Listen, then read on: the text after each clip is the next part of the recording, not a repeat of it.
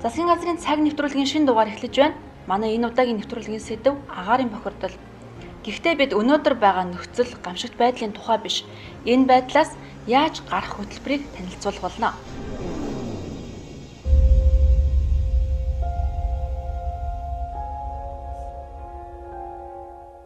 Утаатай тэмцэх засгийн газрын төлөвлөгөө хэрэгжиж байна. Энэ удаад агаарын бохирдлыг бууруулах үндэсний хөтөлбөрийг боловсрууллаа.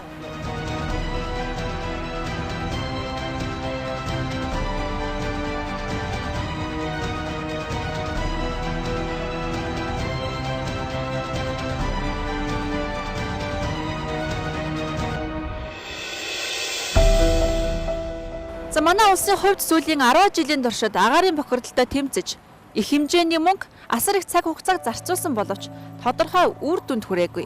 Харин ч агаарын бохирдол улам нэмэгдсээр ирсэн юм. Хамгийн хачирхалтай нь ингэж агаарын бохирдлын эсрэг тэмцэхдээ тодорхой баримт бичиггүйгээр ажилласаар иржээ. Тэгэхдээ өнөөдөр яг агаарын бохирдлыг Улаанбаатарын хотын хэмжээнд ингээд бууруулж болцоотой маа гэсэн ийм гаргасан бариад явах баримт бичиг бол огт алга байна. Юу ч байна. Тэм учраас яг үгээр би бас шинжлэх ухааны академийнхаа эрдэмтдийг энэ чиглэл рүү орооч гэдэг ийм хүсэлтийг бол тавьсан байгаа. Академийн эрдэмтдүүд бол нэлээд наашдгаар хүлээж авсан. Мөн Монгол улсад энэ агаарын бохирдлыг бууруулах энэ халаалтын системийг хэрхэн боловсронгуй болгох, өртөг зардал багтаа байдлаар хэрхэн шийдэх вэ гэдэг дээр бол нэлээд хэд хэдэн хийсэн зүйлүүд бол манай хувийн аж ахуйн нэгж байгууллага дээр ч байдаг юм байна. Хувь хүн иргэнд ч гэсэн бас шинэ бүтээл гаргаад тэрнийхээ зохиогч эрхийг автсан ийм санаанууд ч гэсэн байдаг юм байна. Харамсалтай нь энэ бол огт хэрэгжиж байгаа. Яаж хэрэгжижсэн гэхээр утаа багтаа зуух, утаа багтаа түлш гэдэг ийм зүйлээр л хэрэгжижсэн байна. Энэ нь өөрөө яг үхээр зуухан ч утаа гаргана, түлшин ч утаа гаргана. Тийм учраас энэ утааны бохирдлыг бууруулах үйл ажиллагаа бол энэ дээр огт явагддаггүй. Тэгэхээр өнөөдрийн энэ бухимдал бас нийгэмд үүсэж байгаа юм зүйл бол байна. Тийм учраас цаашдаа яг үхээр энэ дээр ерөөсөө нэг бодиттой арга хэмжээнүүдийг авч хэрэгжүүлье гэж ингэж бодож байгаа. Агаарын бохирдлын шалтгаан. Гэр хорооллын яндангийн утаа 80%, Улаанбаатарын авцамаар явж байгаа 400 гаруй мянган автоэврийн хэрэгслээс ялгарч буй утаа угаарын хий 10%-ийг нэзлэж байна. За тэгвэл одоо үйл ажиллагаа явуулж байгаа дулааны цахилгаан станцууд нийт агаарын бохирдлын 6%-ийг эзлэж байгаа бол бусад их усвар үлдсэн 4%-ийг нь эзлэж байна. За ийхүү шалтгааныг судлаж нөхцөл байдлыг шинжиллээ. Харин яаж цэвэр агаартай болох талаар ямар төлөвлөгөө гаргасан байгааг товч харуулъя. Агаарын бохирдлыг бууруулах үндэсний хөтөлбөрийн хүрээнд Улаанбаатар хотын төвлөрлийг сааруулж гэр хорооллын тэлэлтийг зогсоох, түүхийн өрсний хэрэглээг үе шаттайгаар хязгаарлах, дэд бүтцийг хөгжүүлэх, иргэний оролцоо, үүрэг хариуцлагыг нэмэгдүүлэх, хууль эрх зүйн орчныг сайжруулах.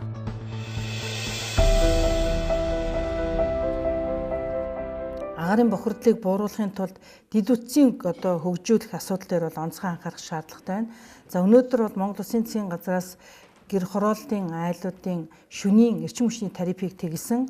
За энэ асуудал өнөөдөр иргэдэд маань бол бас их таалагдж байгаа. За энэ арга хэмжээг ашиглаж олон айл өрхүүд шөнийн оройны 9 цагаас өглөөний 6 цаг болтол халаагуураар гэрээ халаадаг ийм аргад бол шилжиж байна. За энэ нь бол өнөөдөр агаарын бохирдлыг бууруулахад тодорхой хэмжээгээр нөлөөлөх боломжтой гэж бид үзэж байгаа. За энийг бол өнөөдөр эрдэмтэн судлаачид маань ч гэсэн ийм судалгааны дүнгуудыг гаргасан. За бид бас гэр хорооллын энэ цахилгаан дамжуулах, түгээх шугам сүлжээ, дэд станцыг өргөтгөх, за нөгөө талаас хүчин чадлыг нэмэгдүүлэх, айл өрхийн цахилгаан халаагуурыг ашиглах энэ боломжийг бий болгож өгөх чиглэлээр цогц бодлого хөтөлбөр арга хэмжээг авч хэрэгжүүлэх шаардлагатай гэж үзэж байгаа. За ийм учраас айлуудын ангирлуу орж байгаа 0.4-ийн шугамыг бас шинжлэх сайжруулах энэ ажлыг бас хийх шаардлагатай гэж ингэж үзэж байгаа. За дараа нь бол бид орон сууцчлуулах хөтөлбөрийг бол үе шаттайгаар хэрэгжүүлэх. За энд бол амны орон сууцыг хөгжүүлэхэд чиглэсэн дэд үтсийг гэр хороололд байгуулах, энэ чиглэлийн зураг төсвүүдийг гаргах ажлыг манай барилга хот байгуулалтын яам бол бас гаргаж тодорхой үе шаттай арга хэмжээнүүдийг хийж эхлүүлсэн байгаа. Агаарын бохирдлын үндсэн шалтгаан нь гэр хорооллын айлууд болон аж ахуйн нэгжүүдийн халаалтын зугаас гарч байгаа утаа юм. Өөрөөр хэлбэл энэ бол Улаанбаатар хотын дэд бүтэц хүн амын дулаан байх хэрэгцээг бүрэн хангаж чадхааргүй байгаатай холбоотой. За өнөөдрийн байдлаар ихэнх айл гэртээ нүүрс төрүүлж дулаан өвлөж байгаа учраас энэхүү утаа үүсэж байгаа. За үүнийг нүүрс түлэх биш цахилгаанаар дулаан өвлжих боломжийг судлан засгийн газраас гэр хорооллын айл төрхүүдийн цахилгааны шөнийн тарифыг тэглэх шийдвэрийг гаргасан. За мөн үүнээс гадна аж ахуйн нэгжүүд болоод сургууль цэцэрлэгийг халааж байгаа жижиг оврын уурын зуухуудыг төвлөрсөн дулаанд холбох ажлыг энэ оноос эхлүүлж байна. 128 бага оврын уурын зуухыг төвлөрсөн системд холбоё гэсэн ийм үндсэн тооцоо судалгаанууд гарсан. За мэдээж төвлөрсөн системд холбоход бол энэ онд ихэд бол бид нар хан ур дүүргийн тэр хүүхдийн эмнэлэг орчмын сургууль цэцэрлэгийн 7 уран зуухыг төвлөрсөн систем 9 сарын 15 гэгт бүрэн холбоно. За Дэнжийн мянга ариадын телевиз төвийн орчмын нийтдээ 30 гаруй уран зуухыг бол төвлөрсөн системд энэ 3 сарын 1-ээс холбоно. 3 сарын 1-ээс. За Баян уншиг бол Азийн хөгжлийн банкны санхүүжилтээр $8 сая Азийн хөгжлийн банк гаргаж Баян уншиг дэд төвийг бол төвлөрсөн системд холбоё гэж байгаа. Тийм. Тэгэхээр бол нийтдээ бол бид нар 33 ширхэг тэр шугам дагсан одоо байгаа бага орын зуухуудыг бол төвийн системд энэ оноос ихэд ингээд Баян уншигийн шугам татгчих юм бол холбох боломжтой. Хитэн төлөвтэй Улаанбаатар хотод хөрөн нөрс төлөхгүй байх төлөвлөгөөг энэ удаагийн хөтөлбөрт тусгасан байгаа юм. Харамсалтай нийслэл шилжийн иргэсдийн тоо жил ирэх тусам нэмэгдэж, шинээр суурьшиж байгаа иргэдийн дийлэнх нь гэр хороололд амьдарч байна. Өөрөөр хэлбэл шилжийн ирсэн айл бүрийн тоогоор утаа гаргах янд нь нэмэгцээр байгаа юм а. За одоо үзүүлж байгаа энэ графикаас та нийслэлийн хүн амын өсөлтийг харж болохоор байна.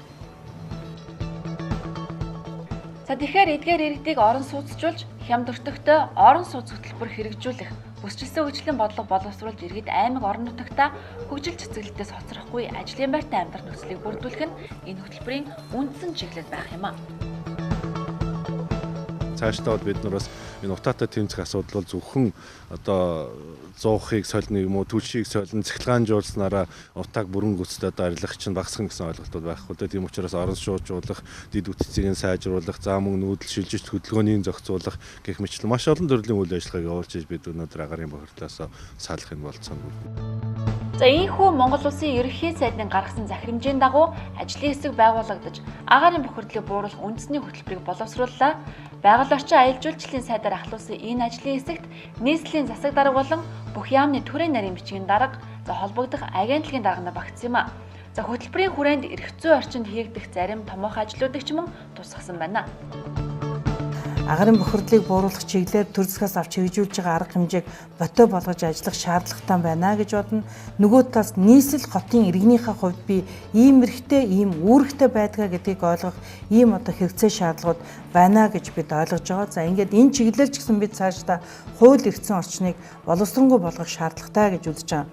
За жишээлбэл нийслэлийн эрх зүйн байдлын тухай хуульд нэмэлт өөрчлөлтийг оруулж, ер нь нийслэл хотын иргэний эрх үүрэг ямар байх ёстой вэ гэдэг асуудлыг бас ярилцах шаардлагатай байна гэж ингэж манай үндэсний зөвлөлт хорон дээр бол манай гишүүд санал гаргаж байгаа. Тэгээ бид нар энэ асуудлыг улсын их хурлд оруулж өргөн барих асуудлаар бол гэж бодож байгаа. За хамгийн сүүлд хэлэхэд бид агарын бохирдлын эсрэг сангаа байгуулж, Монгол улсад өнөөдөр үйлчилж байгаа агарын бохирдлын эсрэг авдаг хураамж татвар төлбөрүүдийг агарын бохирдлын эсрэг үйл ажиллагаанд нь зориулдаг, тогтолцоог, хуулийг мөрдүүлдэг ийм дүрм журамтай болёо гэж бид ажиллаж байгаа. За энэ чиглэлээр бас тодорхой ажлууд хийнэ.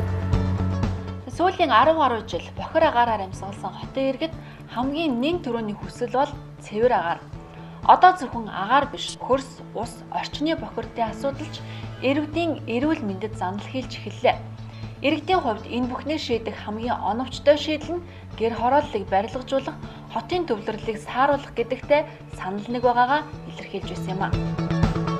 Гэр хорооллоо цөөрүүлж, ер нь хүн амынхаа хотын суурьшлыг багасгах ажил ер нь утаамаар ер нь багасгахыг дотор байж байгаа. Хөдөөнөөс орж ирж байгаа юугаа бас одоохондоо төр хаачаал байна. Энэ бас зөвл байх гэж бодож байгаа. Өөрс төлөвлөл бол борох хэрэгтэй. Цахилгаанаар халаалгал байрыг иргэдэг орон сууцч ажил нүүрс багасгах гэж бодож байна. Харин орон сууцчлахад ажлыг эрчимжүүлэх хэрэгтэй. Тэгжээс сална. Тэрнээс өөр бол харагдахгүй шүү дээ. Утаагүй яндан мандан судлаа штэ. Тэр ойлгомжтой. Тэр бол дэмий зүйл их мөнгө өрсөн дэмий зүйл болсон гэж бодсон. Тий одоо орчин үед нийцүүлээд төлөвлөлт мүлэлт тэгээд орчин үеийн тийм тоглох сууц муцтай бол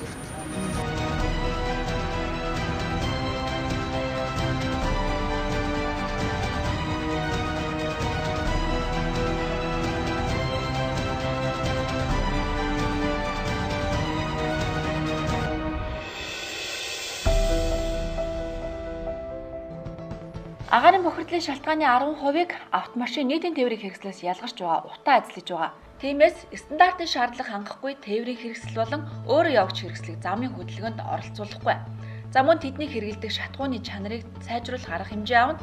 За түүнчлэн нийтийн тээврийн хэрэгслийг хийн түвш цахилгаан их үүсвэрт шилжүүлэх, байгаль орчинд хаалгүй тээврийн хэрэгсэл нэвтрүүлэх туршилтыг хийж хэрэгжүүлэх ажлыг тусгажээ.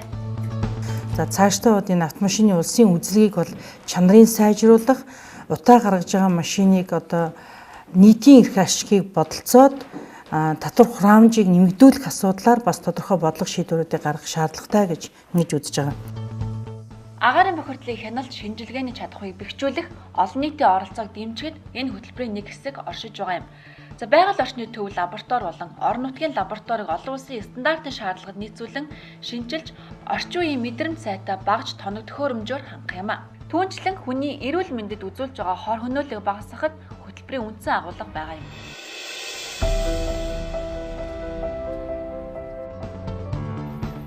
Агаарын бохирдол бидний эрүүл мэндэд аль хэдийн нөлөөлөд эхэлсэн. Хүн амын амьсгалын замын эрхтний өвчлөл 2005 онд 10,000 хүн тутамд 697 байсан бол 2014 онд энэ тоо 2.4 дахин өсч 1730-д хүрчээ. Цусны эргэлтийн тогтолцооны өвчлөлч мөн 2 дахин өссөн. Жирэмсэн эхчүүдэд ихээхэн сөрөг нөлөө үзүүлж ураг хүчил төрөгчийн дутагдалд орох, зулбах, дутуу төрөх, шинээр төрсэн хүүхдүүдийн жим буурах үр дагаварт хүргэж байгаа юм а. За энэ бүх өвчлөл бидний амьсгалж байгаа агаараас үүдэлтэй. Хөтөлбөрийг амжилттай хэрэгжүүлбэл бид цэвэр агаарт эрүүл амьдрах боломж бүрдэх юм а. За хөтөлмөрт эрүүл мэндийн салбарт хийгдэх арга хэмжээнүүд зохион байгуулалтын болон бас эмчилгээний онцлогооны өрсөн сэргийлэх чиглэлээр хэд хэдэн заалтуудыг нэмж оруулсан байгаа. За үүнийхээ хүрээнд Монголын одоо эрүүл мэндийн салбарт энэ утаанаас үүдэлтэй мөн бусад одоо энэ хөрсний бохирдолтоос үүдэлтэй энэ өвчин эмгэгүүд бол багасах ёстой. Тийм учраас амьсгалын замын өвчин ялангуяа 0-5 насны хүүхэд, жирэмсэн ээжүүдийн за мөн одоо гидсний халдварт өвчнүүд энэ бүгд маань бол багасах учиртай. Тийм учраас энэ үндэсний хөтөлбөрийг хэрэгжүүлж 21 хон гэхэд эрүүл мэндийн салбарын үйл ажиллагаа маань үзүүлэлтүүд сайжирсан л байх ёстой гэж ингэж үзэж байгаа. Агаарын бохирдлыг бууруулах үндэсний хөтөлбөр. Хөтөлбөрийг Монгол улсын нийт нутаг дэвсгэрийг хамран хэрэгжүүлнэ. 2017-оос 2021 он хүртэл 5 жилийн хугацаанд 2 үе шаттайгаар хэрэгжүүлнэ. Хөтөлбөрийг хэрэгжүүлснээр гэр хорооллын айл өрх аж ахуйн нэгж байгууллагуудын ашиглаж байгаа түүхийн нүрсний хэрэглээг бүр мөсөн хориглож, агаар бохирдуулагч их усүр 80%-аар багасч, тоосонцор хөхөрлөг хийг 50-аас доошгүй хувь бууруулна. За энэхүү агаарын бохирдлыг бууруулах үндэсний хөтөлбөрийг боловсрууллаа. Улсын хурлын ээлжид бус чуулганаар оруулан хэлэлцүүлгүүргийг үндэсний аюулгүй байдлын зөвлөлөөс өгсөн байгаа юм а. За хөтөлбөрийг 2021 он хүртэл хэрэгжүүлнэ. Энэ зөвхөн төрийн үүрэг биш ээ. За үүнд мөн иргэдийн үүрэг оролцооч чухал байгаа юм а. За гэр хороололд амьдралаач дулааны асуудлыг зөвхөн нүүрс түлэх биш, илүү дэвшилтэт технологиор өвлийг дулаанд авах олон янзын аргууд байгаа. За үүнийг хэрэглэх гэгчлэн за эрүүл мэнд ирээдүгөө ботсон алхам иргэдээс эхлэх нэ. Агаарын бохирдлыг бууруулах үндэсний хөтөлбөрийн товч агуулгыг би та бүхэнд танилцууллаа. Одоо нэвтрүүлгийн дараагийн хэсэг шилжиж та бүхэн засгийн газраас гаргасан зарим томоохон шийдвэрүүдийн талаарх мэдээллийг хүлээн авч үзнэ үү. Жил бүрийн 3 дугаар сарын эхээр зуны цагийн тоолол шилжилж цаг урагшлуулдаг байсныг болиуллаа. Засгийн газрын хуралдаанаар зуны цагийн тоололд шилжүүлэх тухай засгийн газрын 2015 оны 82 дугаар тогтоолыг хүчингүй болгосон юм а. Цагийн тооллыг урагшлуулж хойшлуулах нь ард иргэдийн эрүүл мэнд, амьдралын хэв маягт сөрөг нөлөөлөхөөс гадна олон улсад мөрдөгдөж байгаа нислэгийн болон төмөр замын хуваарьт өөрчлөлт оруулдаг байсан учраас ийхүү тогтоолыг хүчингүй болгох шийдвэрийг гаргалаа.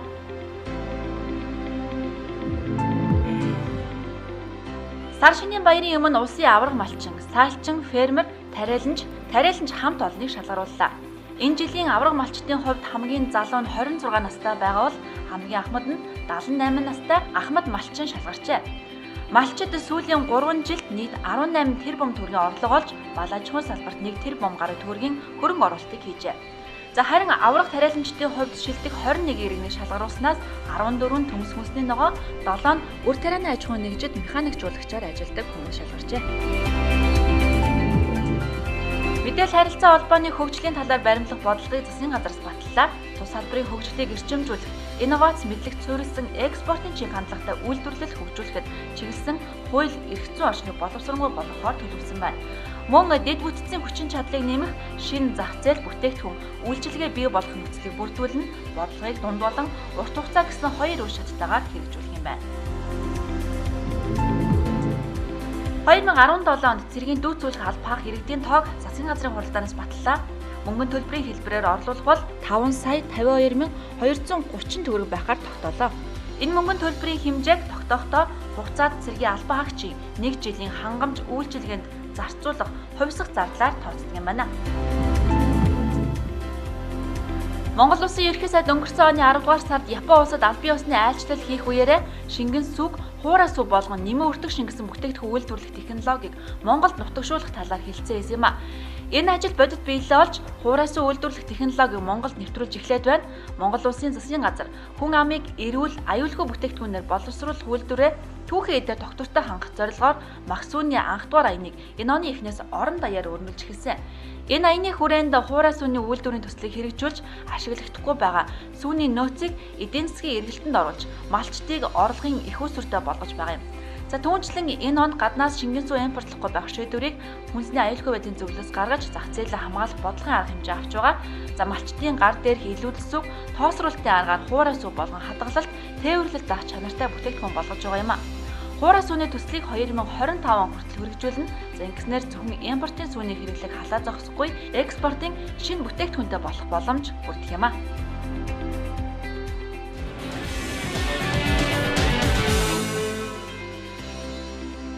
Засгийн газрын цаг нэвтрүүлгийн энэ удаагийн дугаарыг өндөрлөж байна. Эх 7 хоног шинэ дугаартай эргээд уулзъя. Баяртай үзэгчтэй. Иргэн та Монгол Улсын засгийн газраас гаргаж байгаа шийдвэрийг захим орчинд дараах хаягуудаас цаг алдалгүй шуурхай хүлээн аваарай.